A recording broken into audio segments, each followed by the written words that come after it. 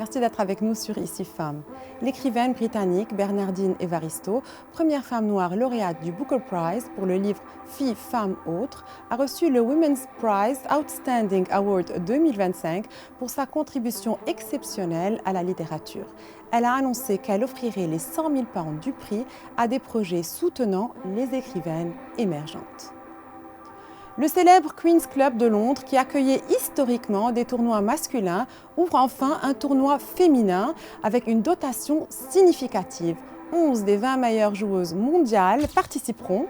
Son objectif affiché, l'égalité des primes entre hommes et femmes d'ici 2029. Un symbole fort dans un sport longtemps dominé par les hommes et qui envoie un signal aux autres événements sportifs sur la nécessité de l'équité financière et médiatique. De Gebran Khalil Gebran à Fayrouz, en passant par Danny Thomas et Charles Melik, elle raconte aux enfants les histoires fabuleuses des personnalités libanaises qui ont marqué le monde de leur talent. L'éditrice et auteure Saria Hanna Moutran est notre invitée.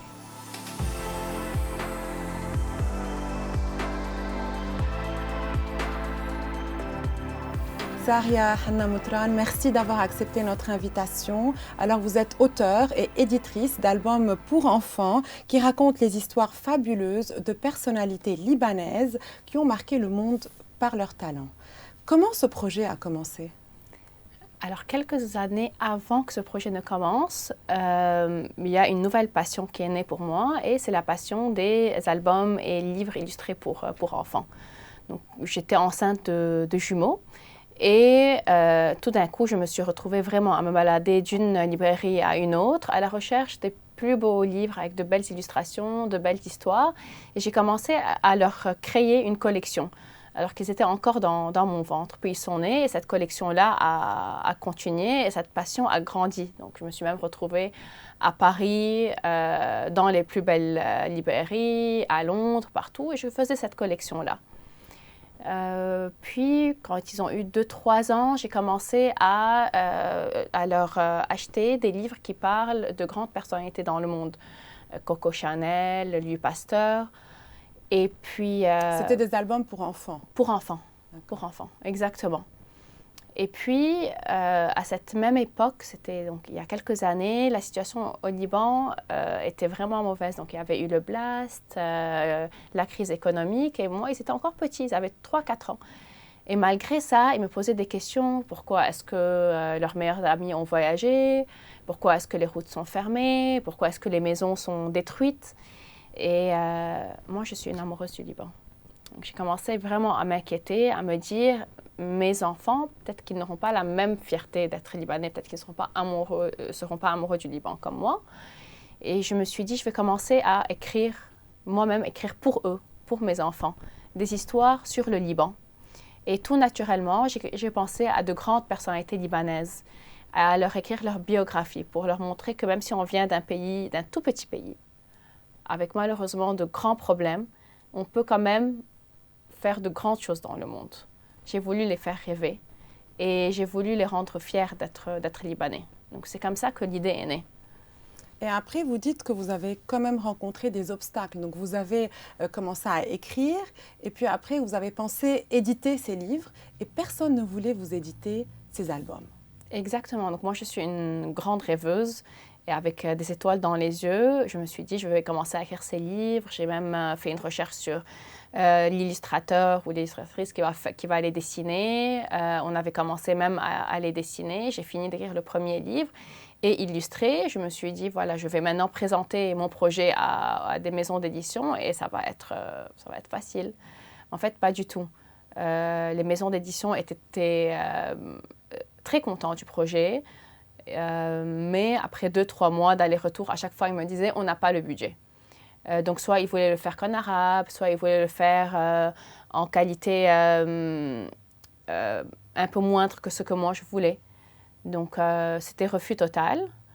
Et là, après 2-3 semaines, 1 mois, 2 mois, où je me suis dit, mon projet n'est pas bon, il ne va pas fonctionner, je me suis dit, non, je vais me reprendre en main et je vais moi-même publier mes livres. Et c'est comme ça. Vous lancez que ça a donc Head in commencé. the Stars, donc qui est une maison d'édition en fait pour enfants en fait, pour éditer en fait vos livres. Je vais quand même montrer à l'écran Gebran Khalil Gebran. Donc vous me disiez vous les éditez en plusieurs langues. Exactement. Donc, comme ça a commencé pour mes enfants, mais aussi à leurs amis, à leur entourage. Puis après, mes ambitions ont grandi et mes rêves ont grandi. Je me suis dit, pour tous les Libanais du monde, évidemment, il faut au minimum 3 langues. Donc, j'ai commencé français, anglais et arabe. Et j'ai commencé par lancer 3 livres. Donc, la plus connue, c'est Fayrouz. Et puis... On va montrer à l'écran, Fayrouz. Voilà, ça donc, c'est Fayrouz. Voilà, nous sommes aussi très fiers. En plus, c'est une femme. Donc, oui. Donc voilà, donc je le montre quand même. Donc voilà, ça c'est celui qui... il faudrait l'envoyer à Fayrouz parce que je crois que ça lui ferait plaisir. Elle l'a reçu. Ah, elle l'a reçu. Donc, et je pense qu'elle est contente du résultat. Parfait.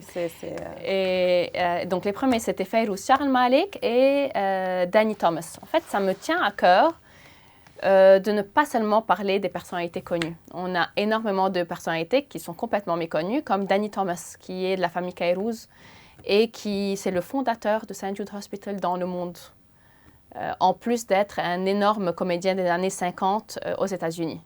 Donc c'est une très très belle histoire. J'ai commencé à écrire. D'ailleurs, c'est son histoire que j'ai commencé à écrire. Donc vous avez commencé par Danny Thomas. Exactement. Okay. Mais j'ai lancé ces 3. Donc, Fayrouz Charles Malik et Danny Thomas au tout début. Comment est-ce que votre livre a été accueilli? Enfin, ces albums, comment est-ce qu'ils ont été accueillis? Alors, comme je vous avais dit, c'était vraiment un projet pour la famille, pour les amis. Et à la première signature, j'ai réalisé que non, en fait, ça allait atteindre beaucoup plus que ça. Ça a été accueilli extrêmement positivement et surtout par la diaspora libanaise. Donc vous vendez partout dans le monde? Partout dans le monde. J'ai même des gens qui achètent du Canada, d'Australie, de la France, de Londres. Et partout. Comment, pour les personnes qui nous regardent et qui n'ont pas encore acheté ces albums-là, comment est-ce qu'ils peuvent les acheter? Alors, pour ceux qui n'habitent pas au Liban, ils peuvent être achetés online. Donc on livre partout dans le monde, sur le site web. Et puis au Liban, ils sont présents partout, dans les librairies, dans les concept stores. Et voilà. Alors, je vais encore montrer le livre à l'écran. Alors, votre message aujourd'hui pour les personnes qui nous écoutent, qui nous regardent, afin de les encourager à acheter ces albums pour leurs enfants, pour qu'ils découvrent un peu l'histoire de ces personnalités qui nous rendent fiers. Nous avons vraiment de grandes légendes libanaises avec des histoires impressionnantes et inspirantes. Donc, c'est des histoires qui plaisent aux enfants et aux adultes. Donc, juste ouvrez-les, regardez de quoi il s'agit parce que je suis sûre que vous allez être fiers des personnalités que nous avons. Merci beaucoup Saria Hanna Moutran d'avoir été avec nous, de nous avoir fait découvrir l'histoire de ces personnalités libanaises qui nous rendent tellement fiers. Nous vous souhaitons bonne chance parce que nous savons que vous allez continuer cette série avec d'autres personnalités dans les mois à venir. Merci à vous. En Ukraine, une nouvelle génération de journalistes femmes au front. Depuis l'invasion russe de 2022, de nombreuses femmes journalistes ukrainiennes couvrent le conflit, bravant les dangers pour témoigner de la réalité de la guerre. Reportage Pierre Dakache. Quand la guerre éclate en Ukraine en 2022, une nouvelle génération de journalistes émerge. De jeunes femmes, caméra à la main, prêtes à documenter l'indicible au plus près des combats. Ola Kirilenko a 26 ans. Elle regarde les premières images du siège de Mariupol et décide, elle aussi, de partir. Я дивилася, наприклад, на відео, фото з Маріуполя Євгена Малолетки, Мстислава Чернова, Василиса Степаненко і ставила собі питання, чи можу я взагалі працювати в таких умовах. І я така, треба щонайменше спробувати. Я усвідомлюю, що моє життя зараз – це не є найвищою цінністю в моєму житті. Найвищою цінністю в моєму житті зараз є те, щоб моя країна як країна встояла, і те, щоб правда про цю війну, якою б вона не була присутня в інформаційному просторі. Comme Ola, d'autres jeunes femmes ont pris la route du front, parfois seules, souvent en binôme, toujours avec la même mission: raconter la vérité, quelles qu'en soient les conséquences. Certains ne sont jamais revenus. Victoria, sa collègue, est morte en détention russe. Son corps portait des marques de torture. Depuis, Ola poursuit le chemin, par devoir, par espoir, pour son pays. Et puis, c'est notre focus santé. L'arrivée de l'été rime souvent avec bronzage et coup de soleil. Évitons les cancers de la peau avec Dr Rita Samour, dermatologue. Et si je vous disais que le soleil fait vieillir votre peau plus vite que le temps? Jusqu'à 90% du vieillissement cutané est causé par le soleil. Les rayons UV pénètrent profondément dans la peau, détruisant collagène et élastine. Résultat, rides, relâchements cutanés, taches solaires, teint irrégulier et texture rugueuse. Le soleil endommage aussi l'ADN, favorisant le développement des cancers de la peau. Protégez-vous contre le soleil. Appliquez une crème solaire SPF 30+, tous les jours, toute l'année. Réappliquez toutes les 2 heures en quantité suffisante. Évitez l'exposition directe au soleil, surtout entre 11 et 16 heures. N'oubliez pas, chapeau et lunettes, votre peau vous remerciera. Du vignoble de Champagne jusqu'au studio de Hollywood. À chaque figure, elle défie les lois de la physique avec un sens artistique bien à elle. Sarah Lesito fait partie des rares femmes cascadeuses moto, une passion qui l'a conduite du vignoble français d'Épernay en Champagne jusqu'au studio de Hollywood.